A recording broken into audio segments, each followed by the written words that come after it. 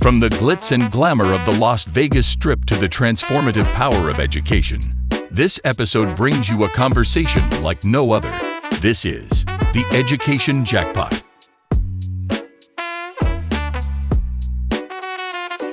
Join your host, educational expert Jeremy Brooks, as he welcomes a true visionary and all-around education rock star, Robert Hinchliffe, an acclaimed author, visionary leader, and one of the most sought-after voices in education today, brings his insights to the table. In the high-stakes world of education, the real winnings are made in the classroom. They're diving into what it takes to turn schools into winners, classrooms into game changers, and challenges into opportunities. It's a jackpot-worthy conversation with insights and strategies that can change the game for schools everywhere. It's all happening right here on the Education Talk Show with Jeremy Brooks, where we're betting big on the future of education.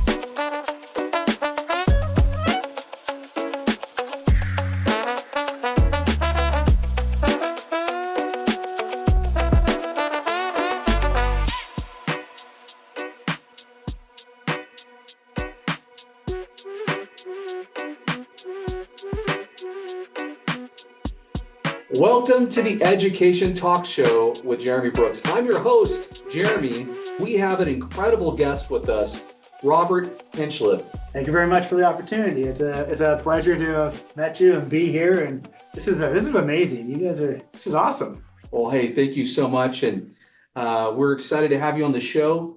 Now, Robert, a little bit of background about him. He is an author. He's written 9 books, and we'll go through some of those today. But he's also a national public speaker, and he is a school site administrator. Very, very excited to have him on the show today to learn a little bit more about school culture and building relationships and a lot of the other leadership topics that we're going to cover. Awesome. Well, what a fabulous job you've done, too. People need to see this. Schools need to. This is incredible what you're doing here. And so thank you for giving us a tour. We had an opportunity to walk around the campus. You gave us a tour. Beautiful, incredible campus here. And we got to see some of the school culture, the themes of each building. And we'll share and highlight some of that too in this episode. Now you talked to us too about a really special moment. You were the #1 model school because of something you did here at your school site. Yeah. Do you mind sharing that with Sure. our guests? It's kind of our Super Bowl, to be honest with you. That year, we became the national model for Rock Your School Day. We basically made the main hallway, which we walked through. It became Las Vegas, and we had lights, and we made the Strip, and we had hotels. And I was Elvis, and we had, the office staff dressed up as something in Las Vegas. I got to hear about this Elvis costume, though. Where did you get it? Did you make it? This is Vegas? No. I mean, where this? No, you can get anything on come from? Amazon these days. Okay. Yeah, you get Amazon, you can get, just Elvis. Was it the Elvis with the jumpsuit? Was it Oh, yeah. the leather? No, I had the black jumpsuit. leather? Yeah, I had the Okay, jumpsuit. okay. Yeah, and I had the sunglasses and the hair and everything. And then I'm doing kicks out front and Oh my and goodness. having fun, And we have music out front often. So we had. Was it Elvis music? Oh yeah, Okay. we had that. And then when they came in, it was Viva Las Vegas. Oh, and, that's so awesome. but yeah, you just make it fun. Thank you very much. Rock the school day, everybody.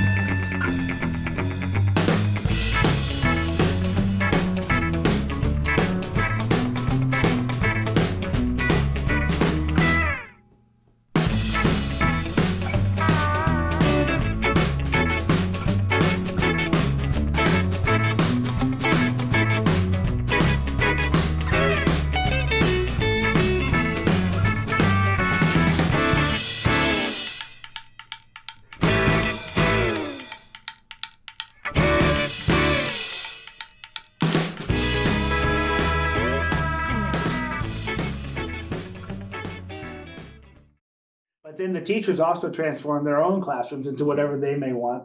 And we really just flip the school around. The neat thing is that the students don't know what's happening. Mhm. So they go home So this is a Thursday complete night. surprise for Yeah, them. yeah, they have no idea. So it's not your staff, of course, know, but wow, okay. Yeah, so, and again, it's grown. Yeah, yeah. But they have no idea. So they go home Thursday night and it's just school as normal, Yeah. coming back for Friday. Uh-huh. But then the next thing you know, they roll in and there's a Las Vegas sign and Uh-huh. Elvis is out front. So we really changed it around. It's just called Rock Your School Day. Shows why our school rocks. But it's really just been an amazing time. And we were the national model that year. Hope and Wade, who wrote the book, came out. Mhm. They were here that morning. And from there, it's just blown up. Last year it was Willy Wonka, and this year it was Charlotte's Web. You did So chocolate? we had a chocolate factory in the main hall that I made a fountain go up there on round tart, and it looks like a chocolate factory that ran, and the Oh kids my walked over a goodness. bridge. Uh-huh. So that was great.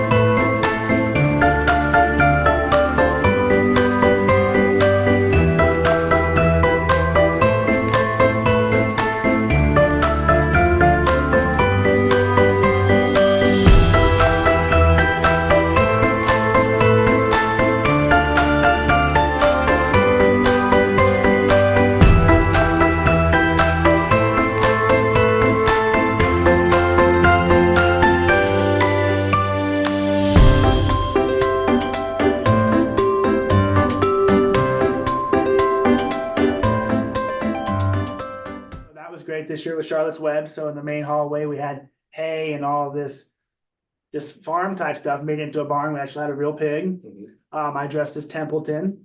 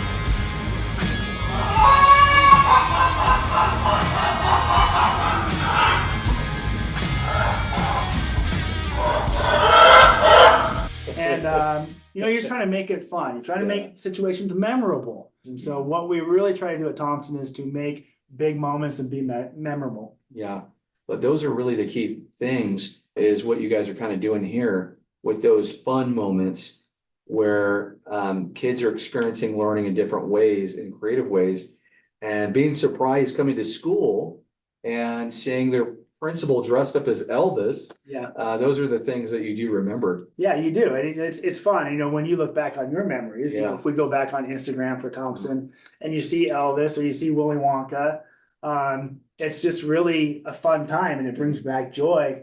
It also, it gets the parents involved Mhm. because they say, wow, my kid's school is amazing and my kids love going to school. Mhm. And I always say, as long as the kids are seen running into the building, that's a good thing. If they're running out, Yeah. well, then we got to figure out why. It's Rock Your School Day, everybody!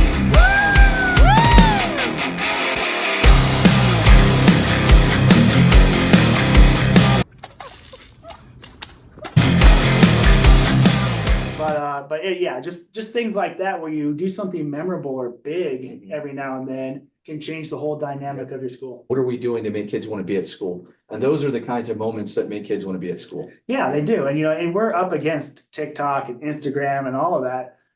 They can just swipe and find something that they love, Mhm. but then they have to go to school. Well, you might as well make it a place that they love to go. That's kind of our our mantra.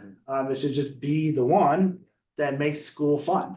Now, we got to learn a little bit about dream themes. You've written a couple books on this.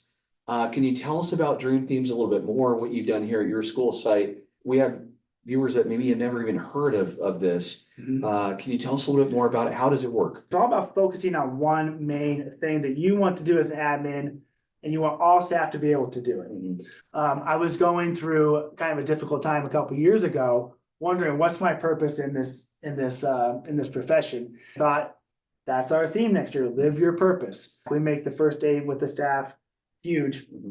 You have to in Vegas, right? You make it get fun. I have to, Because look at what you're competing against. I mean, you got to. Yeah, but they're coming off. I always say the first day back is the happiest we'll be together until the last day. Right. But yeah, we try to make the first day fun, which I've written about in some books. So they come and they walk the red carpet. We have parents and the cheerleaders come and clap for them when they walk in to get them off to a good start. We all went bowling the night before. Oh, that's because the whole staff. Anybody that wanted to come. Yeah. Because every time you bowl, you have a purpose. You're trying to get a strike, or you're trying to get a spare. Right. You're cheering for the person, or you're hoping they don't make it. Yeah.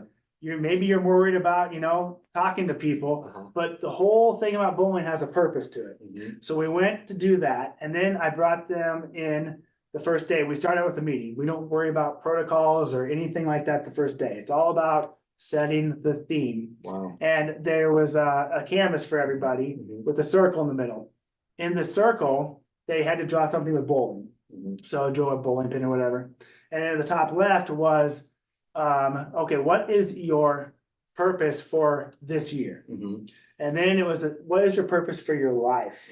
And then your purpose for your career. And they had to basically say what was important to them. And then the bottom right of the canvas is just, they wrote, live your purpose. Yeah. And they can take that with them and put it in their room. And it's a tangible reminder of why you're here. And so you try to use that. People, I think, have a kind of the wrong idea about themes sometimes, where they'll say, oh, we're Star Wars.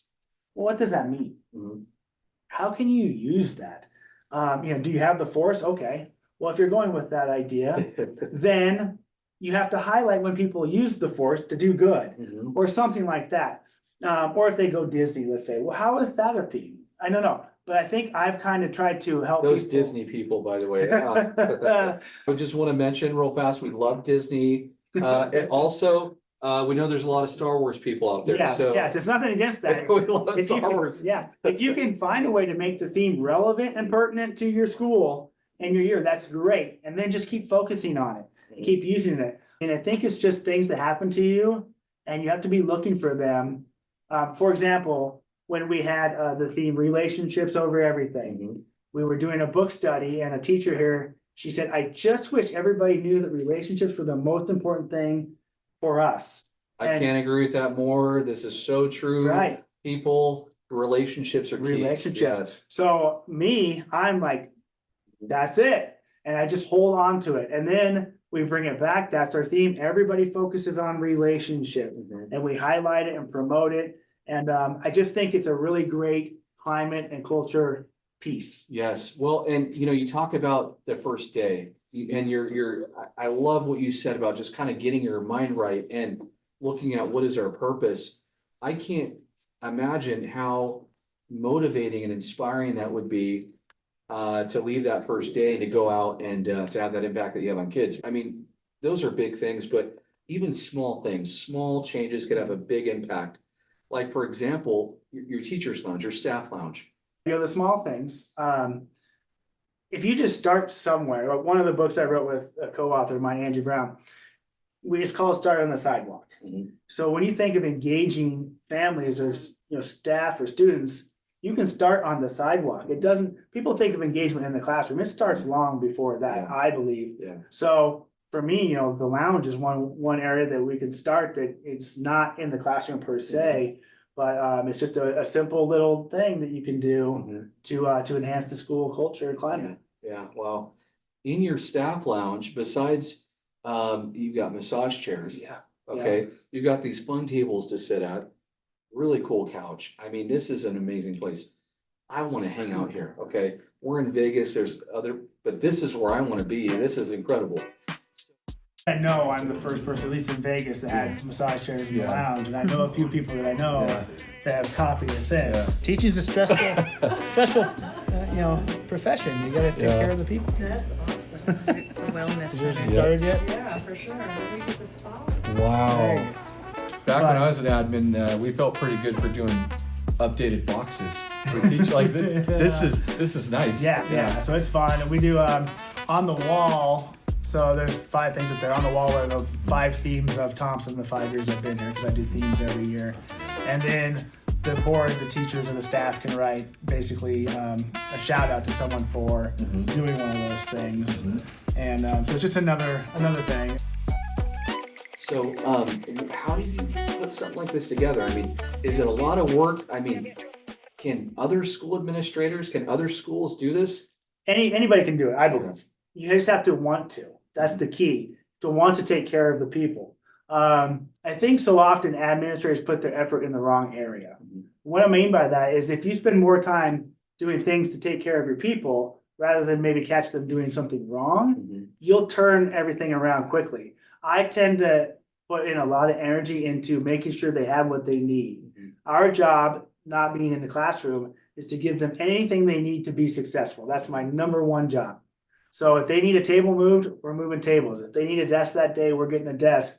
But there's other things you can do, just such as massage chairs or fancy tables. But snacks, yeah. So we have a person on campus that her job is to get things donated to the school, and she gets snacks or gets them for cheap, or we use funds for that. But the teachers don't pay for snacks or drinks here. They just can come in and grab what they want, because I don't want them having to worry about, I need $1 for the water machine. I don't, the teacher's lounge is supposed to be a teacher's lounge. That's what I wanted to create when we built the school. So they can come in and just get away. There's no copiers, there's no rolls of paper. It's a place for them to come and sit and talk and hang out and just take a break. One thing that you could encourage school leaders or educators to do tomorrow, what would it be? One change. I would say, this is going to shock a lot of people. I would say let go of control. I think control causes problems. Now, with that, that's another great point. That is so true. With that, so one of the points I make is there's nobody giving advice online on how to micromanage better. Right? So for any field, by the way. For any field. Not just education, but everywhere. I think it's okay to be disciplined and to point out things. But I would say to educator, admin, trust your people. When you control them, I think that shows a lack of trust. So I tend to trust people until I can't. And then we kind of control after that. I give them tons of leeway. And if they have issues, okay, let's start to control this situation or that. But I think if I could give administrators one piece of advice from my perspective, it would be to let go of control. And if you pay attention, ultimately everybody wants to control their environment or their situation. But if you can just sit back and trust your people, they will do more things than you can possibly imagine, which is great for kids. You got a book on that you've written? Have you been? Because like if people want to learn more about this, like where can they go? Yeah, well, so like the book, it's all about perspective. Perspective is my whole thing. I have a hat that says perspective on it. Fancy word for opinion, really. But my first book, which really got me into it, it's all about perspective, and it's just my way of thinking about how to run a school. It talks about leading, leadership, teachers, all of that. I think it's 25 topics that I just give my perspective on. And I think it gives people a chance to kind of reflect on the way they do things. Not to say that I'm right. Again, my perspective, I've got many flaws as well, but it's just things that have worked for me. And so that's been fun to kind of learn too. Now, I wrote that a few years. I actually wrote this right before the pandemic. I was mad at something. I'm like, I'm going to write a book. I'm going to change something. And then the pandemic. It's funny, by the way. How many people say that and then fall? But you did it, and then you didn't just stop there. You did 8 extra books. Well, I had a break. You're talking about. I think earlier you're talking about a conversation that kind of changed your direction, so to speak. The year we had the theme relationships over anything, Brad Johnson came out and he talks about relationships. So I surprised the staff that morning with Brad Johnson being here, who's the Wow. motivational speaker. They had no idea. It was kind of funny because I was setting them up and I was reading all these quotes and I said, okay, here's one from Brad Johnson. And I said, let's just hear it from him. Mm-hmm. And then he walked in. So you kind of make those fun moments. Gosh, But, what was the reaction? It's like, oh my gosh, he's actually here. Yeah. But then afterwards, I told him I wrote a book, and he's like, he's such a nice guy. And he's like, Yeah. oh, well, when you get it done, let me know, and we'll help you out. And that's how him and I kind of became friends and colleagues. But ultimately, things just happen, and you just roll with it. Yeah. Yeah. So relationships. You talked about relationships. He's written about relationships. You talk about they're the heart of great teaching, but also the heart of good leadership. Can you tell us a little bit about that? And actually, this is the book right here, right? More than just teaching is really a relationship book. Yeah. Relationships, without them, you really don't have much. And so one of my co-authors for another book, Dr. Brad Johnson, who's a guru in education, I've had him out here, talked with him many times. He stresses relationships more than anything and really helped me develop that side of it. But without relationships, you don't have what you can possibly have. What I mean by that is if teachers and staff know you care about them and will do anything for them, I think they will give more to you or to the school. It's just like with students, when you're a teacher, if you have students that know that you care about them and you're going to help them or you're going to give them whatever they need, or if someone's picking on them at recess, you're going to go find that and deal with it. Relationships are really the basis for the best outcomes, I believe. So again, going back to earlier, what we were saying with taking care of the people, walk around and talk to people, get to know them as humans. Teachers are humans first. Staff members are humans first. Anybody on campus is a human first. They are like us. They go home to their family, they go home to whatever, but you have to make sure that you have that relationship piece. If you can go talk to someone about, what's going on with their dog, or, if you like here in Vegas, some teachers are huge Golden Knights fans. So I'll walk around and say, hey, we were at the game last night, and you can talk about that. It just strengthens kind of your bond, so to speak. And I think also too, when you have to have tough conversations with people, they know it's not personal and they know you care about them. That's so true. And then it's you have to separate it. So just getting to know them as humans and they know me as a human, I think really leads to better outcomes and better ways to help in all situations. Yeah, incredible stuff right there. And by the way, I could see this is the type of place where you might actually have a staff day where you do go to the Vegas Knights. Well, we do stuff like that. We haven't done that here. We do so to kick themes off, I talked about themes. One of the things we try to do at the beginning of the year is go do an event that kind of gives them a hint to what the theme will be. So with Be the One, this year we went down to Kiss Mini Golf and you try to make a hole in one. And so we have a bunch of teachers that will do that. You just try to do things, and Las Vegas has plenty to do, but I'm from a very small town in Washington State, so you can find things. It's really just about putting the effort in, I think, to kind of make it novel and have some fun with this job. Yeah. It's a hard job. Working in education is you care about other people's kids, and you've got politics, and then teachers have their boss, and then I have supervisors. Education's a hard job. But if you can just make it fun and take a little of the pressure off some way, that's a great thing. Las Vegas, it's an incredible place. It has been called the city of second chances, among other things, city of lost wages. Yes. But it is the city of second chances. And what are some things in terms of second chances? How does this city kind of inspired you as a leader to maybe help out with those second chances for our students? I think as an admin, for me, I think you have to have grace. Everybody, they're kids. I'm elementary. They're kids. They're going to mess up. So I think you can use those opportunities to give them a second or third or fourth or 90-second chance to learn their lesson and to learn and grow. So it kind of fits in terms of my personality and my philosophy with administration.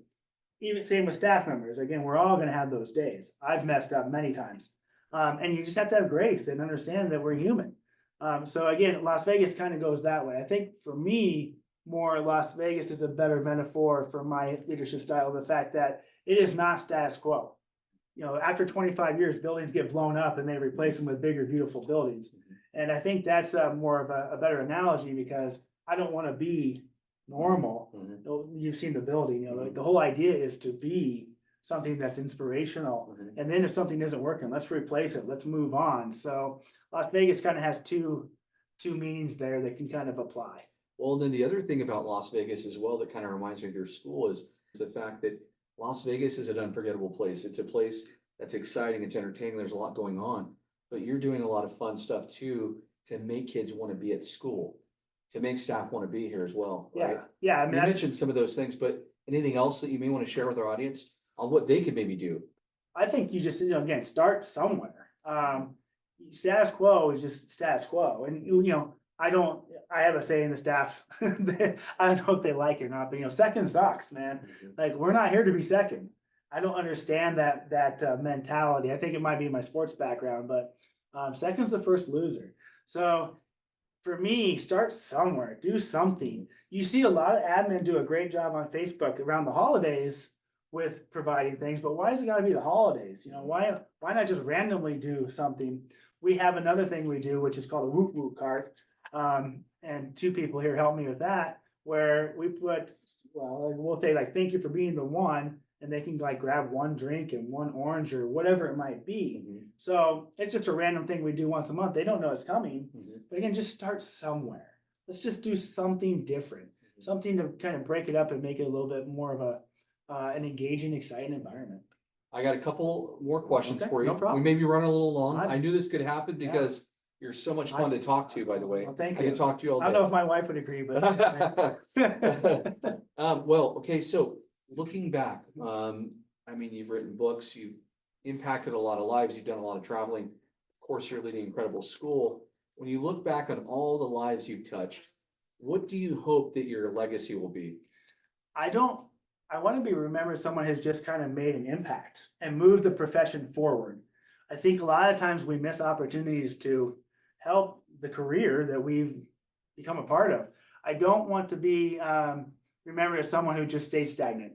That's not me. I'm not a revolutionary person by any stretch, but I think if I can use my positive outcomes and the beliefs I have that have really worked well for me to move a school forward, such as themes, or maybe someone, maybe an admin out there is like, okay, I'm gonna let go control. I'm gonna trust my people. If I can make a positive impact with any of those type things, that's really what I'd hope my legacy would kind of point to.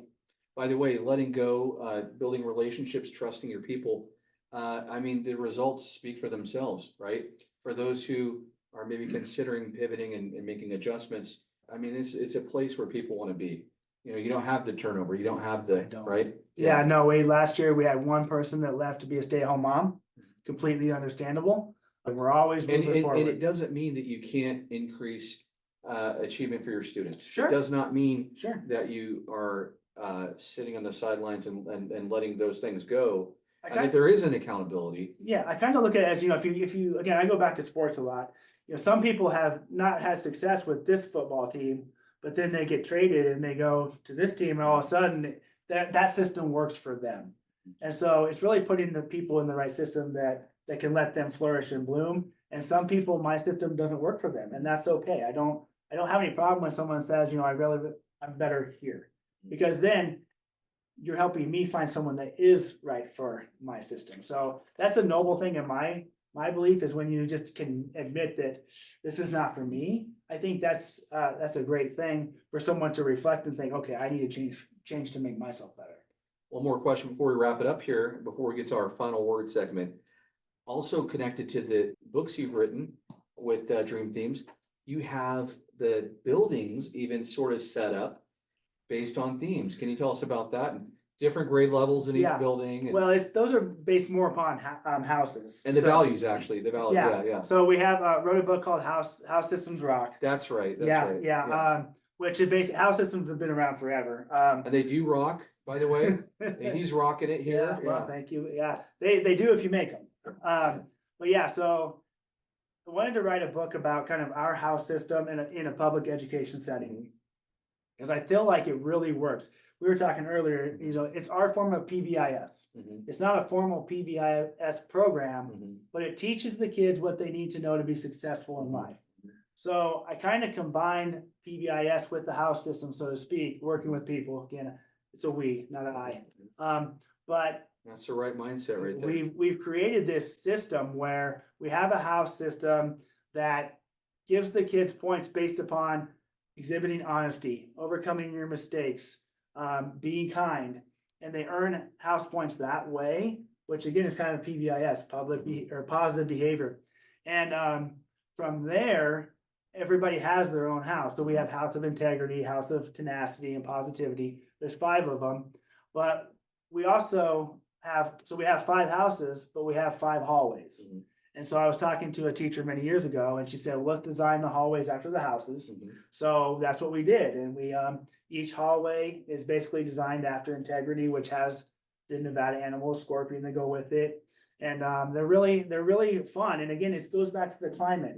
It's not a bare wall hospital type feeling. Mhm. It's this is a fun place with fun things happening. And that's the whole idea behind it. Take what you do in the school and blow it up and make it big.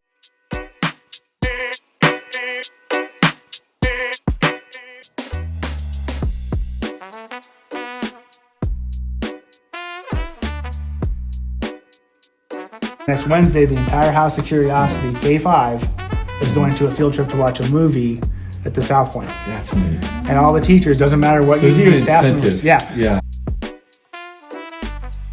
What kind of feedback do you get on it? By the way, I gotta give you a fist bump for this because he's doing incredible stuff here. But the feedback, it's gotta be good feedback, right? Yeah, it's great. You know, so when I speak, By the way, yeah. do you have to kick people out on the weekend? Like you said, because I could see people saying, hey, I'm gonna go to work on the weekend. I I'm gonna stay late. have You have to, found like, people in the lock the door, massage chair go on the home. weekend. Yeah. Yeah. Yeah, and but I mean that's a credit to them. They wanna be here and put more time in. But I'll come in on the weekend sometimes just to check things out, and you'll see teachers taking a break, and I that's, bet. that's okay. Yeah. The whole idea is to give them what they need to be successful. A place this great, I don't see why you wouldn't want to be here, even on the weekend, even on a holiday. It's summer break. Yeah. Tell us a little bit about the books you have, the resources. You do a lot of public speaking. Where can our audience go to find your books to reach out to you in case they want you to come and do a message for their staff? And that would be awesome. I mean, that's the whole, we've been talking all day walking around that our goal is to make an impact on the profession. And that's my word for the year. But I want to make an impact. And really my whole premise behind speaking is 2 things. One, I'll talk about Start on the Sidewalk, which is all about Tyrone Thompson and how we engage communities. But then more than just teaching is the whole concept that educators are more than just a teacher. You're not just teaching math and reading and writing. You are a counselor. You're a shoulder to cry on. You're a friend when they need it. It's more than just teaching. So if anybody's interested in that inspirational message, or, if you want to learn more about Thompson with the other side, they can find me at roberthinchliffe.com. All the books are on Amazon. That's my main area.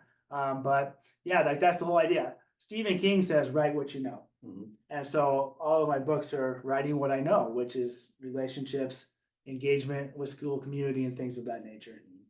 Now, real quick, we have our final word segment, and with our final word segment, we give our guest an opportunity to share one final piece of advice or one closing message to our viewers. So you have the final word. Honestly, if I give anybody, administrators, I'll stick to what I know, is again, just trust your people and take care of them. If you do that, that's going to make a huge difference. Richard Branson says, if you take care of your employees, they'll take care of your clients. And I really believe that he's right on that. If you take care of the staff and the teachers, they will take care of the kids. So that would be my one piece of advice for administrators out there. Also, a piece of advice would be to have me come speak at your school. That'd be great. Definitely reach out to him. Our viewers, we appreciate you so much. Thank you for tuning in every week to the Education Talk Show with Jeremy Brooks. We are growing quite a bit in there, and we appreciate people checking out the show and watching it and allowing us to be the light that illuminates the path forward to empower educators and to see incredible speakers like Robert. So thank you for tuning in. And Robert, thank you for being on the show. We Thank really you. appreciate it. I'm the lucky one. I'm blessed to be here. This is amazing. You have great help and you're awesome, and it's just been a blast. Oh, hey, thank you so much. Reach out to him, check out his books, go to his website. Great work here. Thank you so much, Robert. Thank you. Appreciate Yeah, it. excellent. Have a nice day.